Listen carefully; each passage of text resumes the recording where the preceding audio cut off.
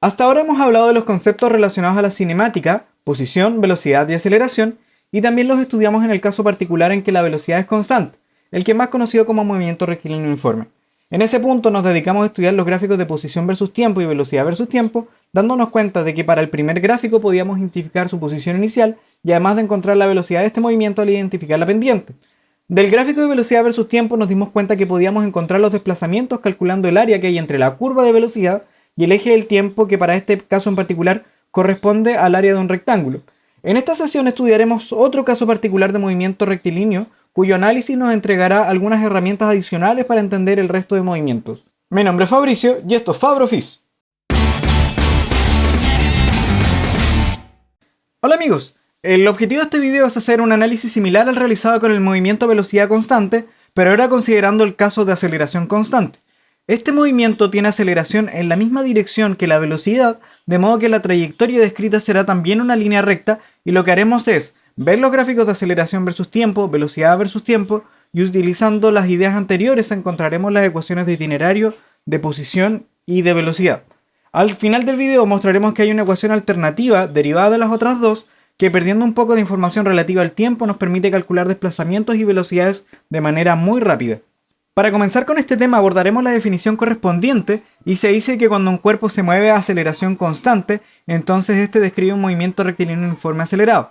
Este es un movimiento cuya velocidad y aceleración están en una misma dirección, viendo físicamente que se puede describir en una única recta, como lo he hecho para el caso del movimiento rectilíneo uniforme. ¿Por qué nos interesa describir este movimiento? Su motivación está en que está directamente relacionado a la segunda ley de Newton y es el caso más simple a estudiar para cuando las fuerzas actuantes sobre el cuerpo son constantes, generando así una aceleración constante. De hecho, uno de los casos más conocidos es el caso de cuerpos que están en caída libre.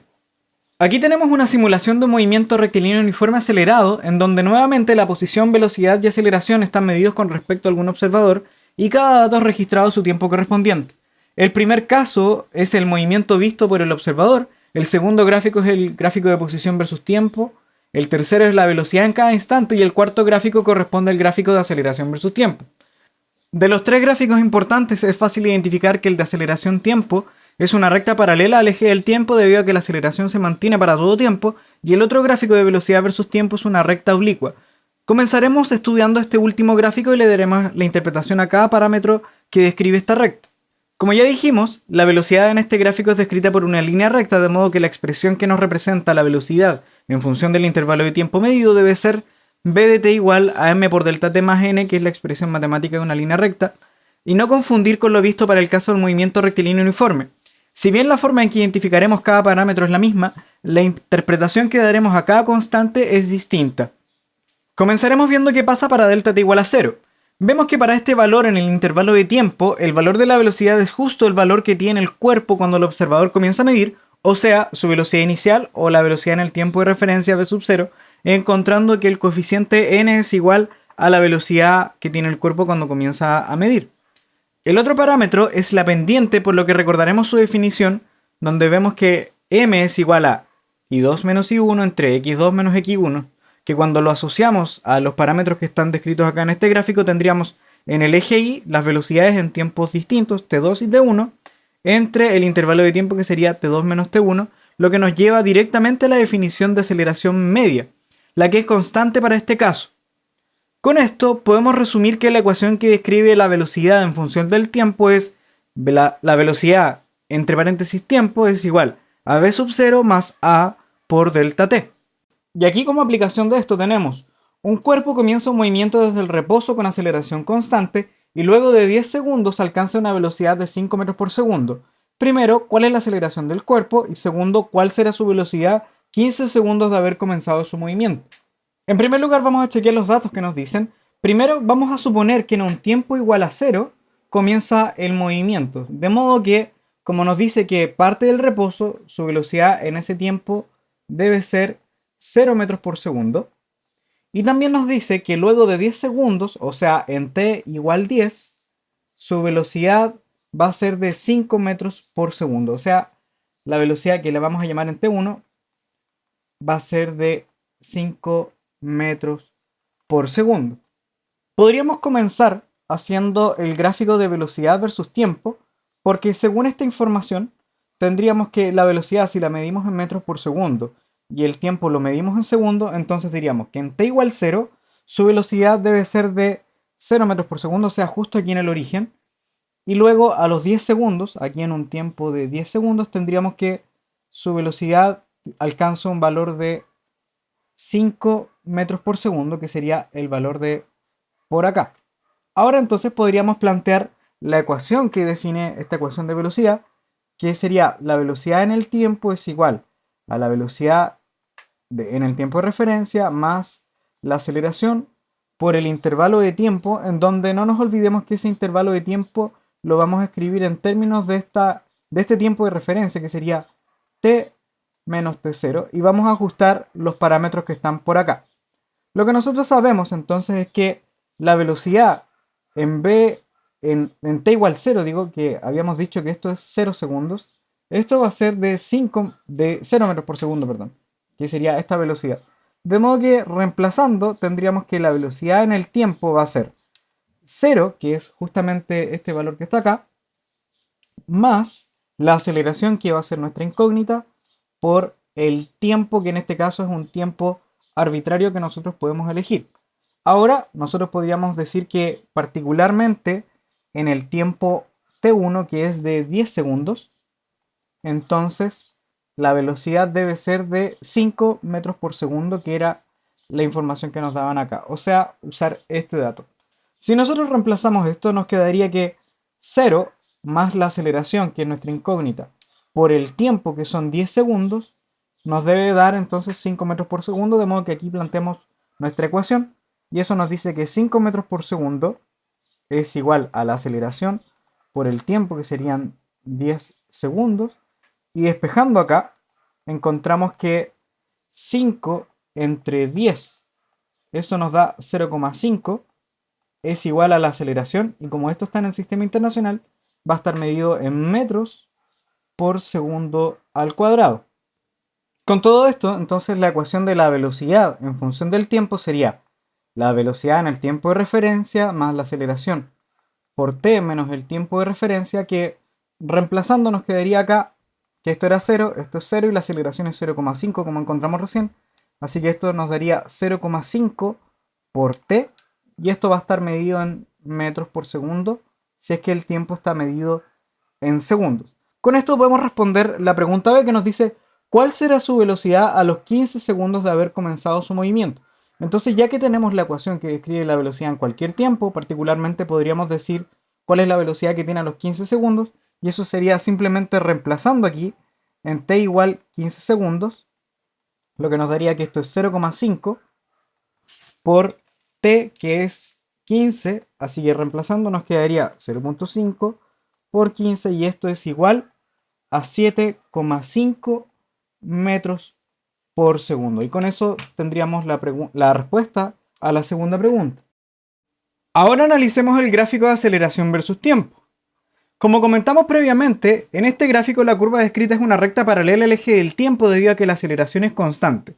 Entonces tomaremos la misma idea realizada con el gráfico de velocidad versus tiempo en el caso del movimiento rectilíneo uniforme. Primero vamos a la definición de aceleración. Esta definición tiene que ver con los cambios de velocidad sobre el intervalo de tiempo empleado.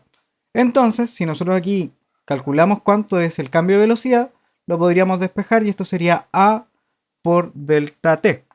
Ahora, consideremos dos tiempos, por ejemplo, aquí un intervalo desde t0 hasta t1, y calculemos el área bajo la curva. ¿Qué es lo que pasa con esto? Si nosotros calculamos el área, tendríamos que esto equivale a el área de un rectángulo, y el área del rectángulo sería la base, que en este caso sería esta parte de aquí abajo, que es justamente delta t. Entonces esto sería delta t por la altura, que sería aceleración. Y de esta forma, cuando vemos el área bajo la curva, nos damos cuenta de que esto es exactamente lo que está acá, por lo tanto, esto sería el cambio de velocidad. Este dato tiene un argumento más grande que solo el área bajo la curva, y está relacionada a la definición de aceleración instantánea, que es la derivada de la velocidad con respecto al tiempo. Al recuperar la información de la velocidad mediante el proceso de integración, que es equivalente a calcular el área bajo la curva, siempre obtendremos los cambios de velocidad entre los dos tiempos considerados. Ahora solo nos falta ver qué es lo que se describe en el gráfico de posición versus tiempo. Por ahora solo vemos que es curvo, de modo que nos falta algo más de información para identificar cuál es la función matemática que nos ayuda a describirlo, y para poder lograrlo, recordamos que los desplazamientos los podemos obtener desde el gráfico de velocidad versus tiempo. En estos gráficos, al calcular el área entre la curva de velocidad y el eje del tiempo, obtendremos los desplazamientos o cambios de posición, y si además podemos conocer mediante otros elementos como la información inicial que conoce el observador, podemos encontrar su posición inicial y saber su posición en cualquier instante. Entonces consideremos un gráfico genérico de velocidad versus tiempo y calculemos el área bajo la curva entre estos dos tiempos t0 y t1. Nosotros sabemos que si calculamos el área, vamos a calcular el desplazamiento en esos tiempos. Entonces lo que vamos a hacer es considerar este trapecio que se forma y lo vamos a separar en dos lados. El área 1, que sería el área de un rectángulo, y el área 2. Entonces, ¿cuál sería el desplazamiento? Dijimos que es el área 1 más el área 2. Por un lado, tendríamos el área 1 que vamos a considerar como... área 1 es el área de este rectángulo, que lo que se forma entonces es un rectángulo de base T1 menos T0, que sería este lado de acá, por la altura que sería este lado de acá, que sería B sub 0. Nosotros sabemos que esto es justamente el intervalo de tiempo, así que esto nos quedaría como delta t por B sub 0, o reordenando un poco, esto sería B sub 0 por delta t. Veamos ahora qué pasa con el área 2. El área 2 es el área de un triángulo que nosotros sabemos que es un medio, la base que es T1 menos T0, que nuevamente nos referimos a eso como delta t, por la altura, y la altura de esta parte sería B1 menos B sub 0, que esto es justamente el cambio de velocidad en esos tiempos. Así que esto lo vamos a poner así. Entonces, reemplazando, nosotros sabríamos que esto es delta t, pero lo que tenemos acá es delta b. Pero nosotros hemos comentado que delta b lo podemos escribir como la aceleración por el intervalo de tiempo, de modo que al reemplazar esto acá, esto nos quedaría un medio por delta t por a por delta t, y reordenando esto nos quedaría como un medio aceleración por delta t al cuadrado. Y entonces al reemplazar esto en la expresión del desplazamiento, que era el área 1 más el área 2, nos quedaría que el área 1, como era el área del rectángulo, sería la velocidad de referencia por el intervalo de tiempo más el área del triángulo, que es un medio aceleración por el intervalo de tiempo al cuadrado. Pero no nos olvidemos que el desplazamiento es la posición en el intervalo, en el tiempo, digamos, el tiempo t, que sería el tiempo 1 para este caso, menos la posición en el tiempo 0, que es la posición de referencia, y por lo tanto aquí nos quedaría que para cualquier tiempo podríamos saber cuál es su posición, y esto sería algo así como que la posición en el tiempo es igual a la posición de referencia, que es x0, más la velocidad que tenía en ese tiempo por el intervalo de tiempo, más un medio la aceleración por este intervalo de tiempo al cuadrado. Y esta expresión es conocida como ecuación de itinerario para el movimiento rectilíneo uniforme acelerado. La pregunta que nace acá es: ¿qué curvas geométricas se describen en esta función? Si usted maneja algo de cónicas, parábolas, elipses, hipérbolas o circunferencias, podemos hacer lo siguiente. Renombremos las variables de la siguiente forma. Delta t la vamos a llamar x, a la posición ahora la vamos a llamar y de x, ahora el término un medio aceleración lo vamos a llamar a grande, b sub 0 b grande y x0 c, todos esos términos constantes. De esta forma la expresión nos queda así como que y de x es igual a ax cuadrado más bx más c. O sea, es una función cuadrática que en el gráfico correspondiente es una parábola y que es entonces la curva geométrica de posición versus tiempo para el caso de aceleración constante. En resumen, las ecuaciones que rigen al movimiento rectilíneo uniforme acelerado son: primero, x de t igual a x0 más b0 por delta t más un medio a por delta t al cuadrado, que esta ecuación es llamada ecuación de itinerario de este movimiento rectilíneo uniforme acelerado y nos determina la posición en cualquier tiempo t. También tenemos la otra ecuación, que es la velocidad en cualquier tiempo t, que es b sub 0 más a por delta t. Y no nos olvidemos entonces que todo esto es válido siempre y cuando la aceleración es constante. Ahora, si vemos, la aceleración está escrita en otro color, y esto es porque está pensado en que nosotros conocemos otro caso anterior, que es el caso con velocidad constante. Nosotros sabemos que un cuerpo, si tiene velocidad constante, es porque no acelera, o sea que su aceleración es cero. Así que si nosotros hacemos el término a igual a cero, vamos a recuperar las ecuaciones del movimiento rectilíneo uniforme. Así que conviene aprender a trabajar directamente con esta ecuación, porque el caso del movimiento rectilíneo uniforme es un caso particular del movimiento rectilíneo uniforme acelerado. Aquí tenemos un segundo ejemplo que nos dice un automóvil parte del reposo con aceleración constante de 5 metros por segundo cuadrado. Primero, ¿en cuánto tiempo logra alcanzar los 28 metros por segundo? Segundo, ¿qué distancia recorre antes de alcanzar esa velocidad? Y tercero, si el vehículo parte desde la posición inicial igual a 0 metros. Haga los gráficos de posición versus tiempo, velocidad versus tiempo y aceleración versus tiempo. Comencemos por ver los datos que se nos entregan, en donde podríamos decir, como parte del reposo, podríamos decir que en ese tiempo inicial que vamos a decir que es 0 segundos, su velocidad va a ser de 0 metros por segundo porque parte del reposo. También nos dicen que la aceleración es constante y que es de 5 metros por segundo al cuadrado. Entonces empecemos a responder todo esto. Lo primero que vamos a hacer es plantear las ecuaciones de itinerario, que sería posición en el tiempo es igual a la posición inicial más la velocidad, bueno, posición de referencia más la velocidad por t menos el tiempo de referencia, que esto no nos olvidemos que es delta t, más el término que es un medio a por t menos t sub 0 al cuadrado, en donde por ahora no sabemos cuánto es esto, pero sí sabemos cuál es su velocidad de referencia y cuál es la aceleración. Además que ya habíamos dicho que ese tiempo de referencia va a ser 0. Así que esto por ahora nos va a quedar solamente como x0 más b0 por t, que b0 es 0 de hecho, así que esto lo vamos a borrar, más un medio por la aceleración que es 5 por t al cuadrado. Así que esto nos quedaría por ahora, salvo la posición inicial que la vamos a chequear ahora. También nos dice, vamos a tener la otra ecuación, que es la de velocidad en el tiempo, que es la de velocidad en el tiempo de referencia más la aceleración por el tiempo menos el tiempo de referencia, en donde de nuevo este dato es 0, este también es 0, y por lo tanto la ecuación que nos define la velocidad en cualquier instante va a ser la aceleración, que es de 5 por t, y esto va a estar medido en metros por segundo. Ahora entonces podemos responder la pregunta A, porque la pregunta es ¿en cuánto tiempo logra alcanzar los 28 metros por segundo? Entonces la pregunta nos habla de la velocidad. ¿Cuál de estas dos ecuaciones nos relaciona a la velocidad? Es esta segunda ecuación. Entonces, lo que nosotros queremos es que la velocidad en algún tiempo que podemos llamar t' sea igual a 28 metros por segundo. Así que esa es nuestra condición matemática y la vamos a reemplazar acá y nos quedaría que 28 metros por segundo debe ser igual a 5 por el tiempo que nosotros estamos considerando que es t'. Y por lo tanto, al despejar, nos quedaría que ese tiempo es de 28 entre 5.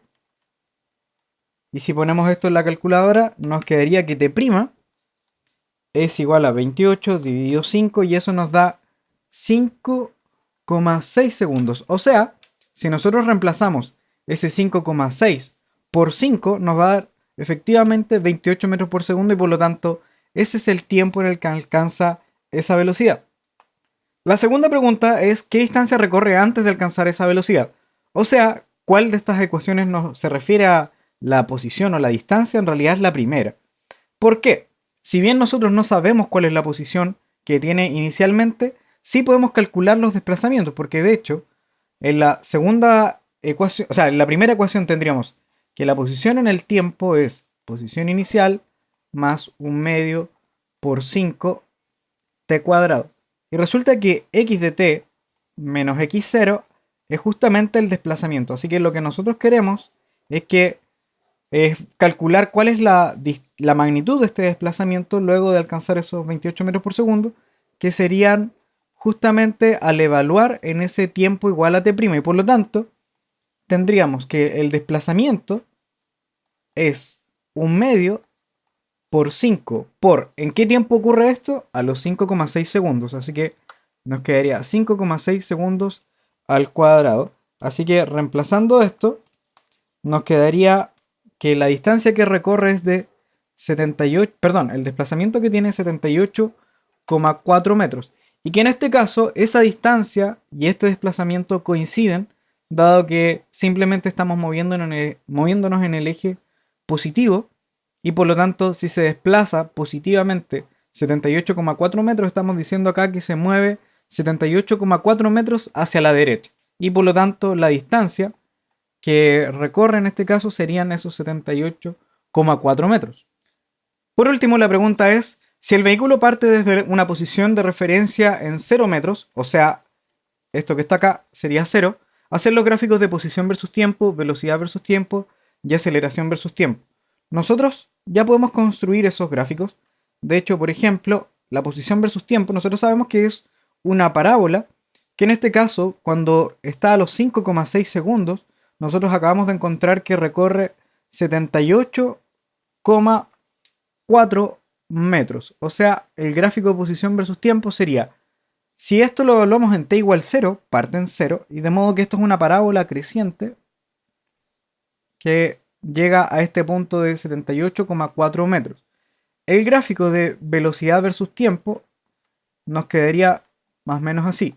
Sabemos que parte desde el reposo y que a los 5,6 segundos llega a los 28 metros por segundo. Y esto es una línea recta porque sabemos que es un movimiento con aceleración constante.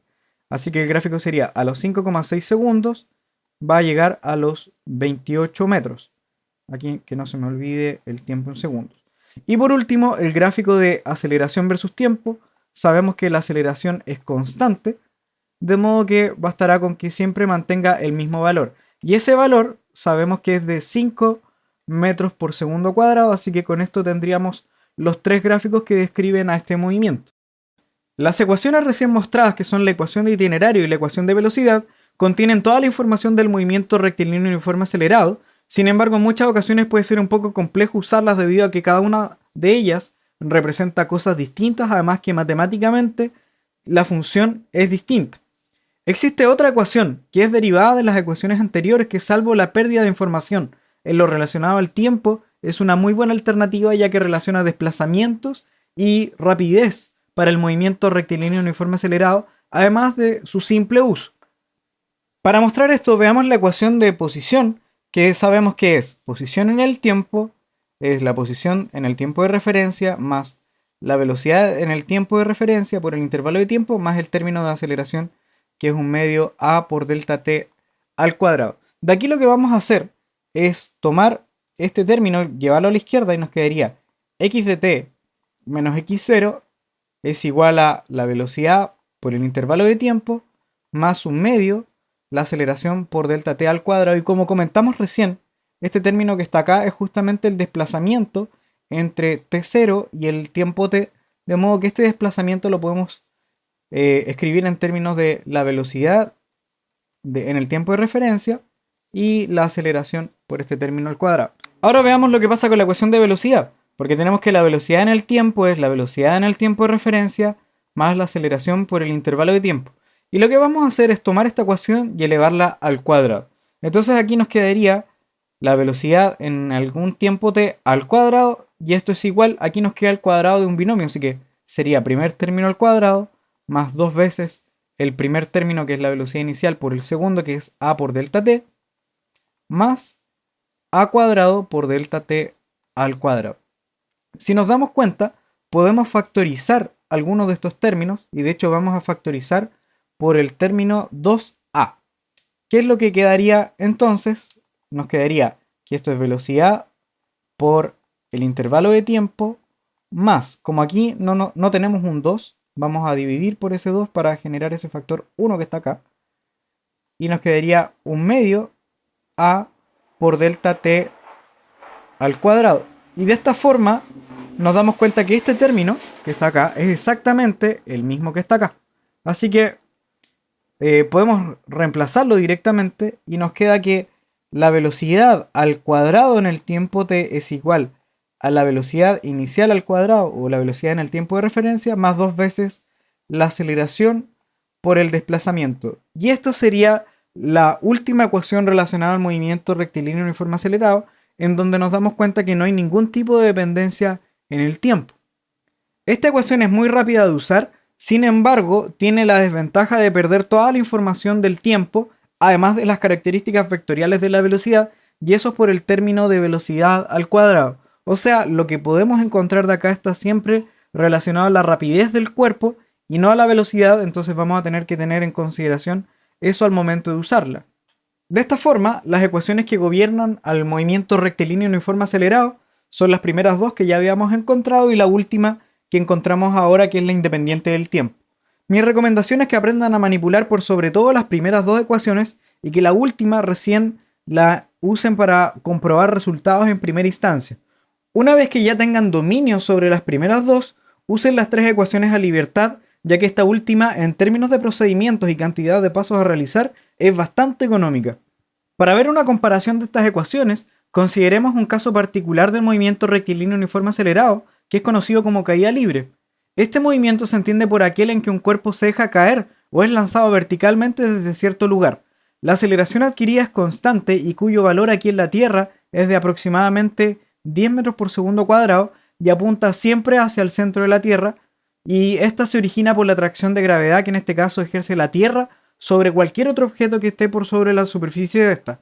De esta forma, el movimiento descrito es un movimiento rectilíneo uniforme acelerado. Y por último aquí tendríamos: considera un cuerpo lanzado hacia arriba a 20 metros por segundo desde el suelo. Primero, calcular el tiempo en que alcanza la altura máxima. Segundo, cuál es la máxima altura alcanzada. Tercero, cuánto tiempo está en el aire este cuerpo. Y por último, haga los gráficos de posición y velocidad de este movimiento. En primer lugar, chequemos los datos. Supongamos que en el tiempo 0 segundos, entonces este cuerpo está justo en el suelo, como nos dice acá. O sea, vamos a suponer que su altura es de 0 metros con respecto a un observador que está ahí mismo. Y se lanza con una velocidad en ese instante de 20 metros por segundo, que en este caso debe ser hacia arriba. Eso significa que según nuestro sistema coordenado, que en este caso sería positivo hacia arriba y negativo hacia abajo, la velocidad debiera ser positiva. Entonces con esta información vamos a calcular lo que nos piden acá. Primero vamos a plantear las ecuaciones que describen este movimiento, en donde tendríamos la altura con respecto al tiempo, sería esta altura de referencia más la velocidad en ese tiempo de referencia por t menos t sub 0 más un medio, que en este caso no nos olvidemos que la aceleración apunta hacia abajo y esto sería menos un medio g por t menos t sub 0 al cuadrado, en donde g vamos a aproximarlo directamente como 10 metros por segundo cuadrado y este signo menos quiere decir que apunta hacia abajo. Así que si nosotros reemplazamos lo que tenemos acá, diríamos que la altura en este tiempo de referencia es 0, en donde ese tiempo es 0. La velocidad la consideramos como 20 y esto nos quedaría como 0 nuevamente. Y por lo tanto, al reemplazar tendríamos que esto es un 0 más la velocidad inicial, que es 20 por t, menos un medio por 10 por t cuadrado. Y por lo tanto, la primera ecuación que aparece acá sería 20t menos 5t cuadrado. 10 entre 2 nos da este 5. Y la segunda ecuación sería la velocidad en el tiempo, que sería la velocidad en este tiempo de referencia, más la aceleración, que sería menos, en este caso, g. Acuérdense que a es menos g, o sea, con este signo menos le ponemos acá, por t menos t sub 0. Y esto entonces nuevamente nos queda como 0, esto lo reemplazamos por 10 y nos quedaría 20 menos 10 por t. Y por último tendríamos la ecuación que encontramos ahora último, que sería b cuadrado igual a este b0 cuadrado menos, o bueno, más 2a por el desplazamiento, que en este caso nos quedaría 2, la aceleración que dijimos que es menos g, por eso ese signo menos, y por el desplazamiento, que en este caso como parte en la altura igual 0 sería directamente la altura. Entonces comencemos por calcular el tiempo en que llega a la altura máxima. Quizás antes de responder directamente eso, podríamos preguntarnos qué condición matemática nosotros podríamos imponer para que llegue a esa altura, o qué debería pasar en ese instante para poder llegar y calcular esa altura máxima. Por ejemplo, nosotros podríamos decir que cuando llega a la altura máxima, el cuerpo deja de subir. Ese dejar de subir quiere decir con que su velocidad por algún pequeño instante se hace 0, de modo que ahí podríamos calcular el tiempo en el que llega a la altura máxima. De esta forma, si nosotros reemplazamos, o sea, si imponemos la condición, vamos a poner la condición de que en algún tiempo t', su velocidad es 0 metros por segundo. De esta forma, cuando reemplazamos nos quedaría que 0, en esta ecuación, ¿cierto? 0 es 20 menos 10 por el tiempo que le llamamos t', así que si despejamos de acá nos quedaría que t', bueno, 20 es igual a 10t', y por lo tanto t' sería 20 entre 10, que serían 2 segundos. O sea, al cabo de 2 segundos este cuerpo llegaría a esa altura máxima. Con esto podemos responder la segunda pregunta, que nos dicen cuál es la máxima altura alcanzada. Y lo que está relacionado a su altura es esta ecuación, que nos dice cuál es la altura con respecto a cualquier tiempo t.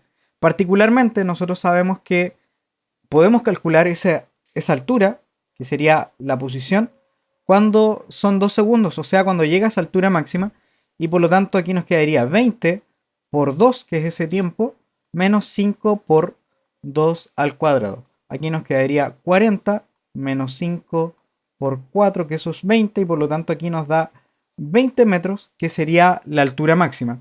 Ahora ustedes dirán, esto es un poco largo de calcular, y en realidad también podríamos hacerlo con este camino.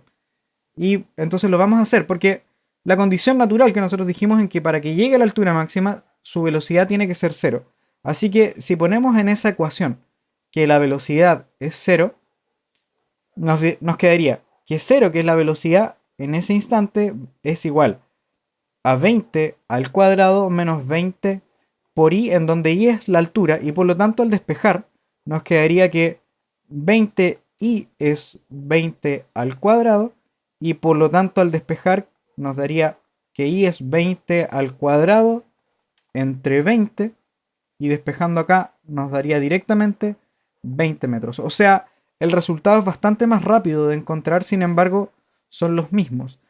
¿Cuál es la ventaja entonces de ocupar este método? Es que es rápido de usar. Sin embargo, no sabemos en qué tiempo ocurre eso de que alcanza la altura máxima. Y eso lo calculamos con las otras dos ecuaciones, que sería la ecuación de acá y con la ecuación de la velocidad. Ahora la tercera pregunta es, ¿cuánto tiempo está en el aire este cuerpo?